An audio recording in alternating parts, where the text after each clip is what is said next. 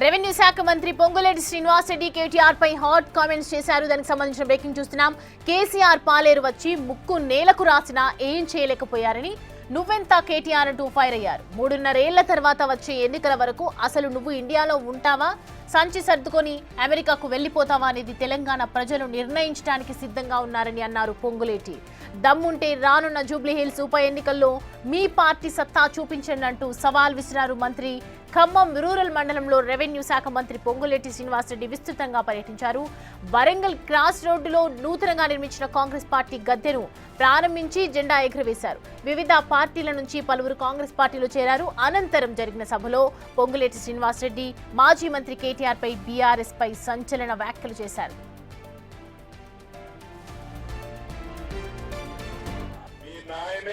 ముక్కు నేలకు రాసినా సాధించలేకపోయాడు.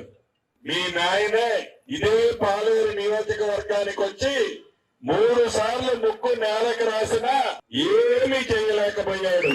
నువ్వంతా బచ్చాగాడు. ప్రజల తీర్పు ముందు, ప్రజల దీవెళ్ల ముందు అహంకార పూరితమైన మాటలు ఏదైతే ఉందో ప్రజలు 2 సార్లు బుద్ధి చెప్పారు. 3వసారి కూడా బుద్ధి చెప్పడానికి సిద్ధంగా ఉన్నారు. తర్వాత నా మీద నువ్వు నిలబడతావా, లేకుంటే నీ మీద బచ్చాగాన్ని పెట్టి మళ్ళీ ఈ పార్టీ గెలిపిస్తున్నా. 3.5 సంవత్సరాల తర్వాత అసలు నిజంగా నువ్వు ఈ ఇండియాలో ఉంటావా, బ్యాగు సంచి సర్దుకొని విదేశాలకు చెక్కుతావా? ఇదంతా తెలంగాణ ప్రజలు నిర్ణయించడానికి సిద్ధంగా ఉన్నారు. మీ నాయనే 3.5 సంవత్సరాల తర్వాత వచ్చే ఎన్నికల గురించి కేటీఆర్ మాట్లాడుతున్నారని, ఆయన దయా దాక్షిణ్యాలతో బీఫామ్ తీసుకున్న వాళ్ళు ఇక్కడ ఎవరూ లేరని అన్నారు. కేసీఆర్ కుటుంబ సమస్యలను రాష్ట్ర ప్రజల సమస్యగా, కాంగ్రెస్ పార్టీ సమస్యగా చిత్రీకరిస్తున్నామని విమర్శించారు. త్వరలో జరగనున్న జూబ్లీహిల్స్ ఎన్నికల తర్వాత బీఆర్ఎస్ పార్టీ స్థానం ఎక్కడుంటుందో కేటీఆర్ ఆలోచించుకోవాలని హితవు పలికారు. 2 సార్లు జరిగిన ఎన్నికల్లో బీఆర్ఎస్ కు ప్రజలు బుద్ధి చెప్పారని, స్థానిక సంస్థల ఎన్నికల్లో కూడా బుద్ధి చెప్పడానికి సిద్ధంగా ఉన్నారని అన్నారు. బీఆర్ఎస్ నాయకులు ఒళ్లంతా విషం పెట్టుకుని పేదవారిపై చిమ్ముతున్నారని మండిపడ్డారు. తెలంగాణ రాష్ట్ర ప్రజలంతా గమనిస్తున్నారని గుర్తు పెట్టుకోవాలన్నారు పొంగులేటి.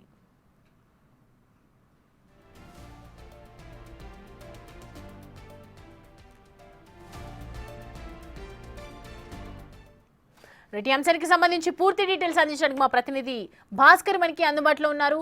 భాస్కర్, పొంగులేటి చేసినటువంటి వ్యాఖ్యలు మనం చూస్తూ ఉంటే కనుక ఇటు రాజకీయాల్లో అకిరాజేస్తోందని అర్థమవుతోంది. సో ప్రజెంట్ కేటీఆర్ పైన అలాగే బీఆర్ఎస్ పైన చేసినటువంటి ఆరోపణలు ఏ విధంగా చూడాలి, ఓవరాల్ గా డీటెయిల్స్? ఇప్పటికే ఖమ్మం జిల్లాలో ఎన్నికల వాతావరణం వేడెక్కిందని చెప్పుకోవచ్చు. ఒకవైపున రెవెన్యూ శాఖ మంత్రి పొంగులేటి శ్రీనివాస్ రెడ్డి కేటీఆర్ పై నిప్పులు చెరిగారని ఈ రోజు ఉదయం పూట ఖమ్మం జిల్లా రూరల్ మండలంలో పర్యటించిన నేపథ్యంలోనూ మంత్రి పొంగులేటి కేటీఆర్ గతంలో పొంగులేటిపై చేసిన సవాలును ప్రతి సవాల్ చేస్తున్న నేపథ్యం అయితే ఉంది. పొంగులేటిని ఉద్దేశించి నిన్న కేటీఆర్ పాలేరులోను ఓడిస్తానంటూ కాసుకోమంటూ ఆయన ఒక్కసారిగా సవాల్ విసరడంతో దాని ప్రతి సవాలుగా పొంగులేటి శ్రీనివాస్ రెడ్డి కూడా ట్విట్టర్ టిల్లుపై మండిపడిన నేపథ్యం అయితే ఉంది. ముందు నీ ఇంటిని చక్కబెట్టుకో, తర్వాత పార్టీని చక్కబెట్టుకో అంటూ కూడా హితవు పలికారు. మరోవైపున కేటీఆర్ పై మంత్రి మాత్రం ఒక్కసారిగా ఆగ్రహం వ్యక్తం చేస్తూ తన నాయన వల్లే, మీ నాయన వల్లే ఎలాంటి పనులు కాలేదు, ఓడియటానికి కూడా మన చేత కాలేదు, ఇప్పుడు నువ్వెంత బచ్చేగాడు అనే ఒక ధోరణిలో మాట్లాడిన నేపథ్యం అవుతుంది. మొత్తానికైతే జూబ్లీహిల్స్ త్వరలో హైదరాబాద్ లో జరగబోతున్న జూబ్లీహిల్స్ ఎన్నికల్లో నీ ప్రతాపం చూపెట్టు చేతనైతున్నట్టు కూడా ఆయన సవాల్ విసిరారు. మరోవైపున అంటే ఒకవైపున ఇప్పటికే తన పార్టీలో కుంపటం మొదలైంది కవితతోటి, అది సరిదిద్దుకోలేనటువంటి కేటీఆర్ ఇప్పుడు రాష్ట్ర ప్రజల బాగోగులు చూస్తావా, కనీసం అధికారంలో 10 ఏళ్లు ఉన్నారు, ఆ అధికారంలో ఉన్న సమయంలో పేదలకు కనీసం నివాసయోగ్యమైన ఇల్లుగా కట్టలేకపోవడంతో మిమ్మల్ని రాష్ట్ర ప్రజలు ఓడించి పక్కన కూర్చోబెట్టారు. మరలా ఒకవైపున అసెంబ్లీ ఎన్నికలు, మరోవైపున పార్లమెంట్ ఎన్నికలు కూడా ఓడించారు. ఇప్పుడు త్వరలో జరగనున్నటువంటి సార్వత్రిక స్థానిక సంస్థల ఎన్నికల్లో కూడా ఓడించేందుకు సిద్ధంగా ఉన్నారంటూ కూడా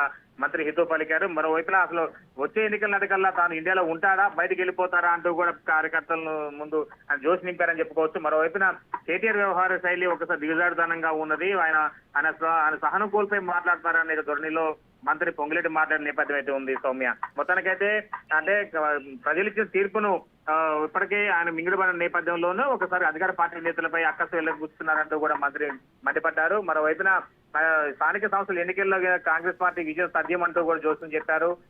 దాని తర్వాత కేటీఆర్ ఇండియాలో ఉండడు అంటూ కూడా జోస్యం చెప్పిన నేపథ్యం ఉంది. మొత్తానికైతే ఈ యొక్క అధికార అంటే ఒకవైపున అధికార పార్టీ మంత్రితో పాటు మరోవైపున మాజీ మంత్రి నడుమ ఈ యొక్క